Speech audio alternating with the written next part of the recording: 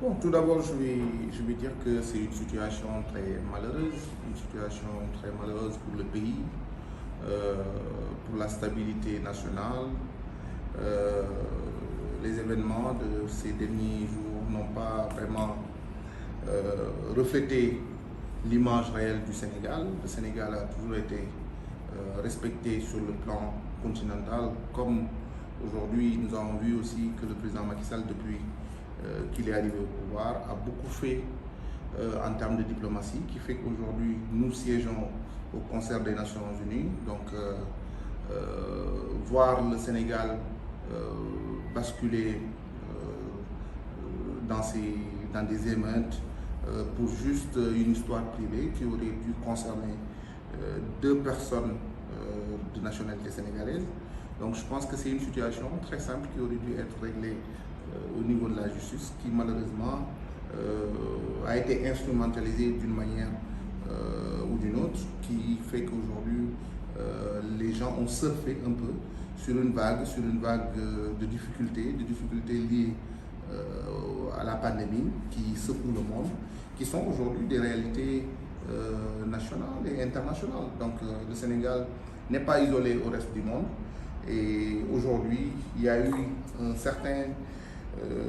concours de circonstances qui ont fait que cette situation ou cet événement qui devait encore, je le répète, concerner que deux individus, a su être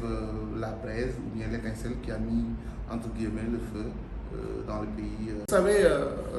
ce que moi je vais mettre même en cause, c'est plutôt quelque part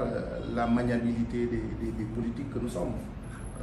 Aujourd'hui, je pense que cette affaire, lorsque ça a éclaté, il y a eu des attitudes, il y a eu des comportements, il y a eu des positions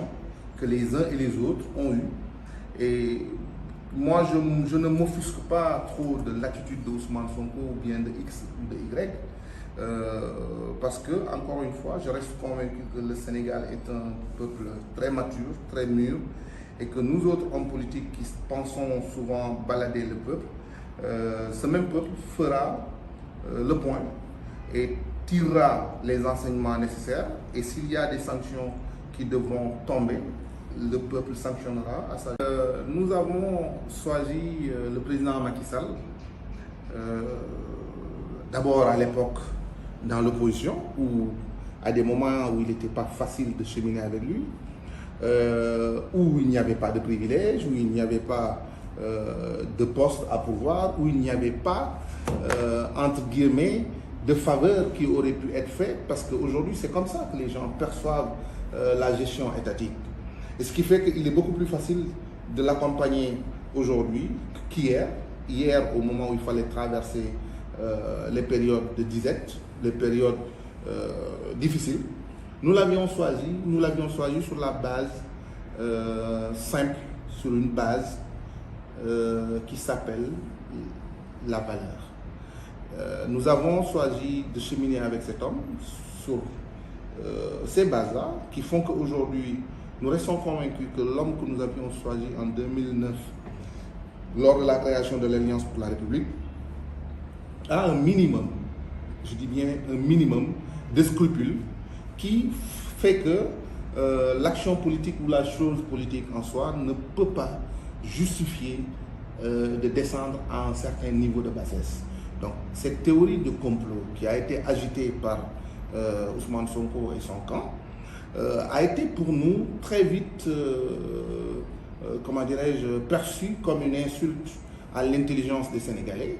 Le président Macky Sall lui-même, Ousmane Sonko le rappelait lors d'une émission, disait que celui qui a été élu par les Sénégalais et qui a encore bénéficié de la confiance de ces Sénégalais-là, aujourd'hui, on s'accorde tous sur le fait que c'est quelqu'un de très poli, c'est quelqu'un qui n'est pas violent, c'est quelqu'un de très posé. Aujourd'hui, moi, pour l'avoir côtoyé durant toutes ces longues années, je reste convaincu que s'il faille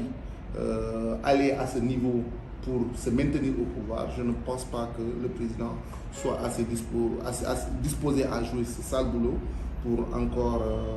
se maintenir ou bien asseoir son leadership. Rappelez que depuis que nous sommes là en 2012, toutes les élections qui se sont suivies, nous, les Sénégalais, nous ont renouvelé leur confiance. Donc aujourd'hui, je ne vois pas ce qui pourrait justifier cette théorie du complot.